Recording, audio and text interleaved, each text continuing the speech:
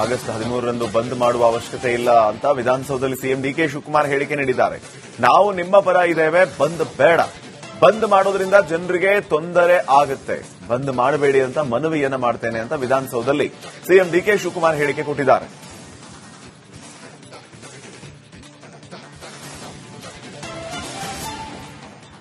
So ನಾನು ನಮ್ಮ Tamil Nadu chief ಮಿನಿಸ್ಟರ್ಗೆ ಒಂದು ರಿಕ್ವೆಸ್ಟ್ ಮಾಡ್ತಾ ಇದ್ದೀನಿ, ಸ್ವಲ್ಪ ಡೆಫರ್ ಮಾಡೋಣ ನಮ್ಮ ರಿಕ್ವೆಸ್ಟ್ ನ, ಇದನ್ನ ತಮ್ಮ ವಿಸಿಟ್ ನ ಸ್ವಲ್ಪ ಇಲ್ಲಿ ನಿಮ್ಮ ನೀರಿನ ಸೌಹಾರ್ದ 13ನೇ ತಾರೀಕು ಬಂದು ಕೂಡ ಅಂತ ಮಾತು ಕೂಡ ನಾನು ಕೇಳ್ತಾ ಇದ್ದೀನಿ, ನಾನು ರಿಕ್ವೆಸ್ಟ್ ಮಾಡ್ತಾ ಇದ್ದೀನಿ.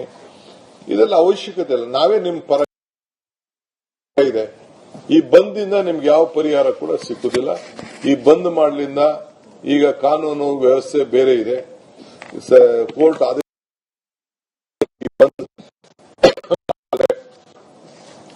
ಜನರಿಗೆ ಯಾವ ರೀತಿ ತೊಂದರೆ ಆಗ್ತದೆ ಅಂತ ಕೂಡ ತಾವೆಲ್ಲ ಆಲೋಚನೆಯನ್ನು ಮಾಡಬೇಕು.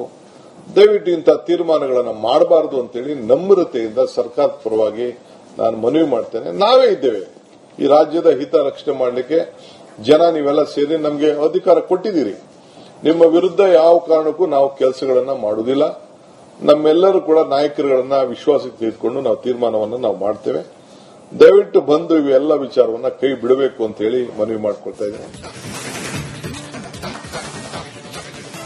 ತಮಿಳುನಾಡು ಸಿಎಂ ರಾಜ್ಯಕ್ಕೆ ಬರೋದು ಬೇಡ, ಸದ್ಯಕ್ಕೆ ಆ ರೀತಿಯ ಪರಿಸ್ಥಿತಿ ಇಲ್ಲ. ಆಗಸ್ಟ್ 3ನೇ ತಾರೀಕು ತಮಿಳುನಾಡು ಮುಖ್ಯಮಂತ್ರಿ ರಾಜ್ಯಕ್ಕೆ ಬರೋದು ಬೇಡ ಅಂತ ಡಿಕೆ ಶಿವಕುಮಾರ್ ಅವರು ಹೇಳಿದ್ದಾರೆ. ತಮಿಳುನಾಡು ಸಿಎಂ ತಡವಾಗಿ ಬರೋದಕ್ಕೆ ಡಿಕೆಶಿ ಕೋರಿಕೆ ಮಾಡಿಕೊಂಡಿದ್ದಾರೆ. ಸೌಹಾರ್ದವಾದಾಗ, ಪರಿಸ್ಥಿತಿ ತಿಳಿಯಾದಾಗ ಬರಲಿ ಅಂತ ಡಿಕೆ ಶಿವಕುಮಾರ್ ಹೇಳಿದ್ದಾರೆ.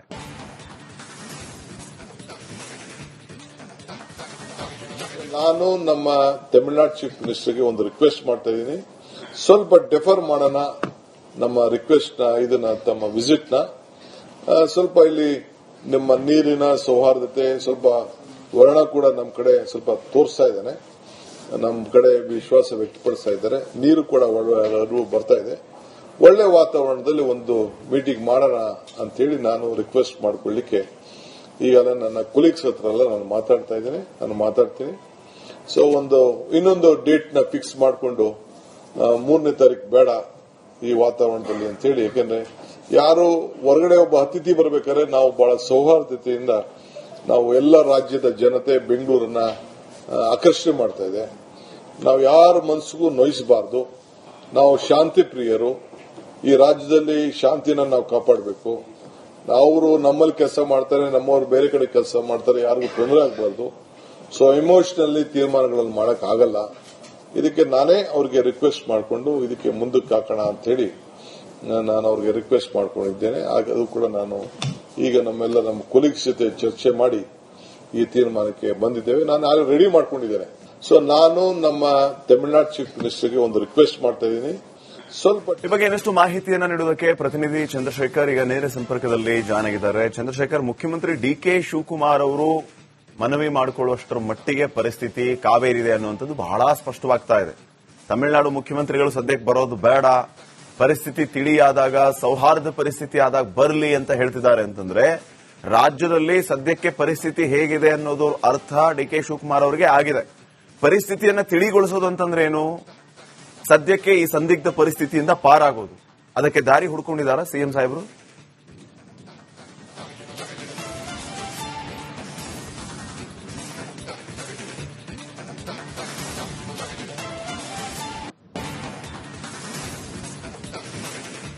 ಶ್ರೀಪಾದ್, ಖಂಡಿತವಾಗ್ಲು ಈ ಹಿಂದೆ ಅಂದ್ರೆ ತಮಿಳುನಾಡು ಸಿಎಂ ವಿಜಯ್ ಬರ್ತಾರೆ ರಾಜ್ಯಕ್ಕೆ ಅನ್ನುವಂಥದ್ದು ಬಹಳ ಹಿಂದೆಯೇ ನಿಶ್ಚಯವಾಗಿತ್ತು. ಆದ್ರೆ ಈಗ ಸಿಡಬ್ಲ್ಯೂಆರ್ಸಿ ಏನು ತೀರ್ಪನ್ನು ಕೊಟ್ಟಿದೆ, ದಿನಗಳ ಕಾಲ 3500 ಕ್ಯೂಸೆಕ್ ನೀರನ್ನ ಬಿಡಬೇಕು ಅನ್ನುವಂತ ಆದೇಶ ಏನಾಯ್ತು. ಆದೇಶದ ಬೆನ್ನಲ್ಲೇ ಕರ್ನಾಟಕದಲ್ಲಿ ಬಹಳಷ್ಟು ದೊಡ್ಡ ಮಟ್ಟದಲ್ಲಿ ತೀವ್ರ ವಿರೋಧ ವ್ಯಕ್ತವಾಗ್ತಾ ಇರ್ತಕ್ಕಂಥದ್ದು. ತಮಿಳುನಾಡಿನಲ್ಲಿ ಈಗಾಗಲೇ ಕುಡಿಯೋದಕ್ಕೆ ನೀರಿದೆ, ನಮ್ಮಲ್ಲೂ ಬೇಸಿಗೆ ಇದೆ, ಮುಂಗಾರು ಮಳೆ ಕೈ ಕೊಟ್ಟಿರ್ತಕ್ಕಂಥದ್ದು. ಸೊ ಹೀಗಾಗಿ ಜಲಾಶಯಗಳು ಭರ್ತಿಯಾಗಿಲ್ಲ, ಖಾಲಿಯಾಗಿದೆ. ಸೊ ಈ ಸಂದರ್ಭದಲ್ಲಿ ಕುಡಿಯೋ ನೀರಿಗೆ ಹೆಚ್ಚು ಆದ್ಯತೆಯನ್ನು ಕೊಡಬೇಕು ಅನ್ನುವಂತ ನಿಟ್ಟಿನಲ್ಲಿ ಈಗಾಗಲೇ ಕನ್ನಡಪರ ಸಂಘಟನೆಗಳು ಮತ್ತು ವಿಪಕ್ಷಗಳು ಸೇರಿದಂತೆ ಅನೇಕ ಮಂಡ್ಯದಲ್ಲಿ ರೈತ ಸಂಘಟನೆಗಳು ಎಲ್ಲರೂ ಕೂಡ ಪ್ರತಿಭಟನೆಯನ್ನ ಮಾಡ್ತಾ ಇದ್ದಾರೆ. ಈ ಸಂದರ್ಭದಲ್ಲಿ ತಮಿಳುನಾಡು ಮುಖ್ಯಮಂತ್ರಿಗಳು ರಾಜ್ಯಕ್ಕೆ ಬರೋದು ಸೇಫ್ ಅಲ್ಲ ಅನ್ನುವಂತ ಇಂಟೆಲಿಜೆನ್ಸ್ ಮಾಹಿತಿ ಕೂಡ ಲಭ್ಯವಾಗಿರ್ತಕ್ಕಂಥದ್ದು. ಹೀಗಾಗಿ ಒಂದು ವೇಳೆ ತಮಿಳುನಾಡು ಮುಖ್ಯಮಂತ್ರಿಗಳು ರಾಜ್ಯಕ್ಕೆ ಬಂದ್ರೆ ಬಹಳಷ್ಟು ದೊಡ್ಡ ಮಟ್ಟದ ಗಲಭೆ ಆಗುತ್ತೆ ಮತ್ತು ಕಲ್ಲು ತೂರಾಟ ಅಥವಾ ಮತ್ತೊಂದು ಮಗದೊಂದು ಆಗುವಂತ ಸಾಧ್ಯತೆಗಳು ಇದೆ ಅನ್ನುವಂತ ಒಂದಷ್ಟು ಮಾಹಿತಿಯನ್ನ ಪಡೆದಿರತಕ್ಕಂಥ ಮುಖ್ಯಮಂತ್ರಿಗಳು.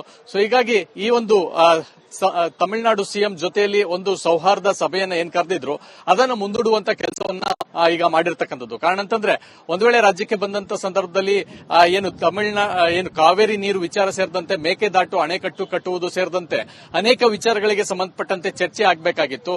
ಸೊ ಆದ್ರೆ ಈ ಒಂದು ಸಂದರ್ಭ ಸರಿ ಇಲ್ಲ.